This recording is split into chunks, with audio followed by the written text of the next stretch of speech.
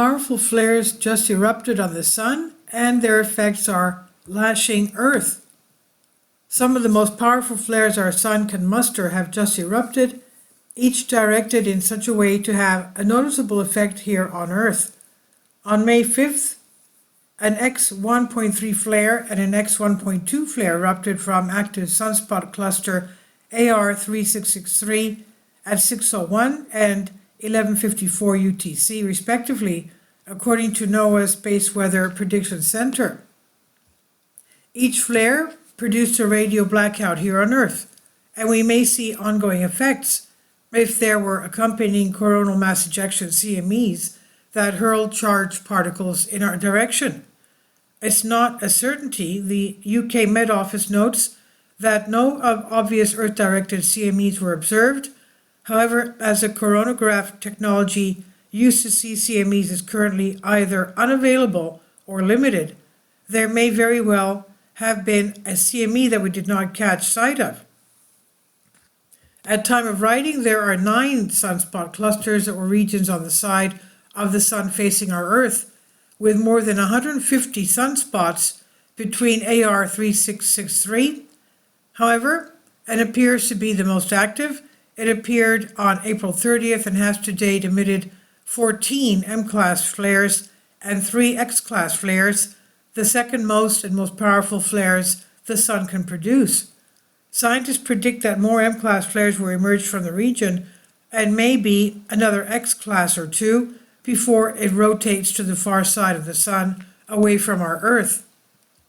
Solar flares are spectacular eruptions of plasma on the surface of the Sun, powered by the snapping and the reconnection of magnetic field lines over sunspots, regions where the solar magnetic field is temporarily stronger.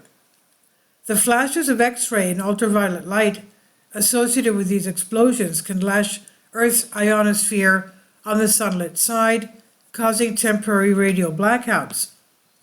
Sometimes a solar flare is accompanied by a CME. This is a huge release of plasma magnetic field from the Sun, spewed out into space. These eruptions sometimes hit our Earth, although they take a bit longer to get here, since plasma travels somewhere slower than light. When they do arrive, however, the effects known as geomagnetic storms are significantly more profound. When the CME reaches our Earth, it smacks into the planet's magnetosphere. This produces electric currents that flow through the power grids, causing fluctuations and blackouts. Currents generated in low Earth orbit can affect satellites, requiring course corrections, and radio and navigation signals can be affected. The best part, though, is the aurora, the interaction between solar particles, Earth's magnetosphere, and Earth's atmosphere creates an ethereal glow in the night sky around the poles during day too as well. You just can't see it because sunlight is too bright. Currently, there are no geomagnetic storms predicted for these 2 flares of 5th of May, but there are geomagnetic storms just about to hit Earth from a previous solar flare. On May 3rd, AR3663 spat out an X6.1 flare, and a CME is expected to generate a moderate geomagnetic storm on May 6th, including power grid fluctuations, satellite drag, and fading radio signals at high altitudes, as today.